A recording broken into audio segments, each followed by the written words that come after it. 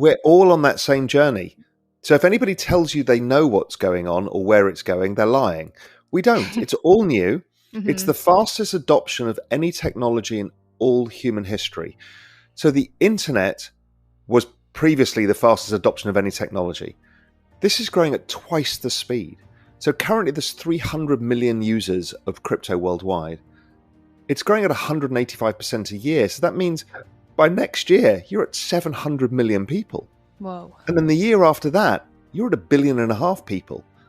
So what's amazing about it is, yes, it's amazing, the technology and Web3 and all of the power it gives back to the individuals and all of the great stuff. But the big difference here is by owning the tokens, you're being part of the network as well. So you can not only get the benefits of this new system in a social sense, but you get it in an economic sense too, because it goes up in value. It's like finding Facebook back in 2010 and being given shares in Facebook that everybody who used Facebook had shares. It would have made everybody rich. Yeah, so Bitcoin is still the big daddy of the space, and it's the OG. It was the first one to launch. Now, Bitcoin has some very unique attributes, which is that it is, got this very restricted, understandable, knowable, non-changeable supply. So you know how many Bitcoin are going to come onto the market every year, and when that stops, when we get to 21 million. It's also the way it's constructed is a proof of work mechanism, which means that there's lots of computers around the world, Bitcoin miners they're called, who have to solve this complicated algorithm, and it's expensive, you need huge computing power. And that network of miners basically protects the network. So there's not a single person that validates everything. It's all of these people. So Bitcoin is incredibly secure and robust. So for a system of money, meaning for savings or collateral or things you borrow and lend against, it's amazing because it's so understandable, knowable, definable.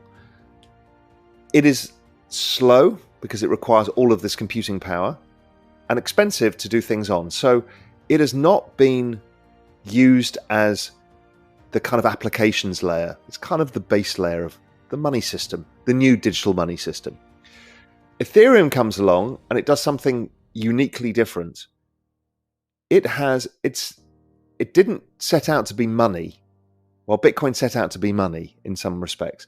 It set out to be an applications layer, a platform of which we could build on blockchain technology.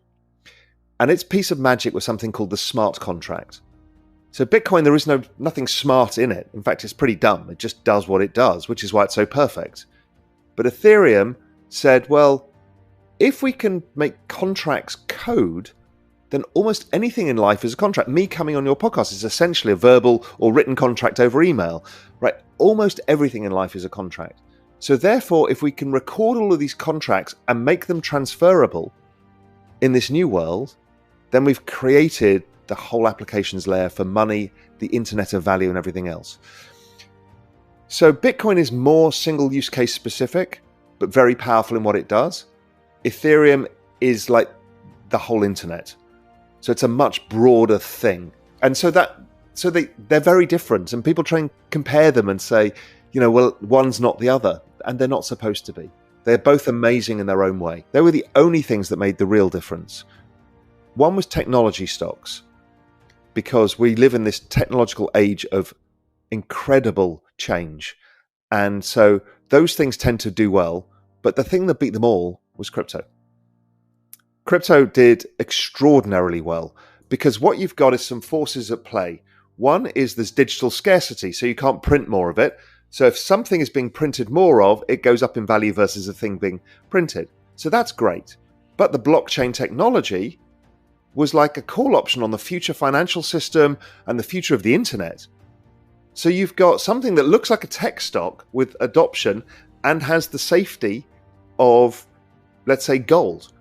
So that became like the holy grail. And then, the speed of adoption, everything else is what's driven the price rises. So that's why crypto's been such a good savings vehicle. I made a video on this several years ago that's probably had 3 or 4 million views now on YouTube, about the retirement crisis. And back then, I probably did this in 2015 or so. I said, if you are a 30-year-old, your answer is to start saving in crypto, because that is the big opportunity, because the upside is so much larger. So yeah, that's the only way I see it that you can get ahead. Or start your own business is the other way. As with every contract that you have, is do you trust that person? Right? Who was behind the Squid Games thing? Nobody, you didn't know. You didn't have a relationship. So people were just looking, oh, this looks like a cool idea, I'm going to throw money at it. Difference is, if you say, I'm going to create a series of 1,000 NFTs for my true fans, and I'm going to give them to you, and those first 1,000 true fans, anybody who owns that NFT is going to get a bunch of stuff. I'm going to have meet and greets. I'm going to release some special content. I'm going to, have, Zoom calls with you. Okay, now those things have value. You've not monetized anything. You've given it to people. Okay, that's a first good start. Okay. Because you can monetize later. Because then once you've got these true fans, the NFTs now have value. Maybe other people want to join the community. So maybe you say, well, the actual size of this is 10,000, but I've given the first 1,000 out. Now suddenly the market will set a price, because people will want, if you prove that you're going to add value to the community, then those NFTs will have a value. And suddenly, before you know it, they're trading at $1,000. So now you can sell more of the NFTs to give other people access. But again, you have to keep proving that you're adding value, that it's not just an idea. Or like a money grab. No, it needs to be a utility, that we're in this together. We're trying to build something between community member and influencer or artist. Once you do that, once you see that, it's genuine. Does it mean it's going to work? No. It depends whether the community grows and the benefits are good and it catches on, enough people hear about it. I'm passionate about, using what I've learned in my career, and I've been very privileged in the position I've been in, to let other people take advantage of it themselves. I can see the system's broken. I see people are angry, and I can see we're driving populism, splintering people left and right for no reason, but people are just looking to blame somebody for why they're in this mess. So we can talk all day about who's to blame or why it happened. The reality is, it is. Mm-hmm. So then it's about, okay, what is the solution?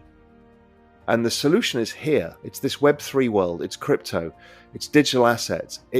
This is where the potential is for all of us to leave that past behind. So, yeah, I'm so passionate about just helping people understand what this is all about.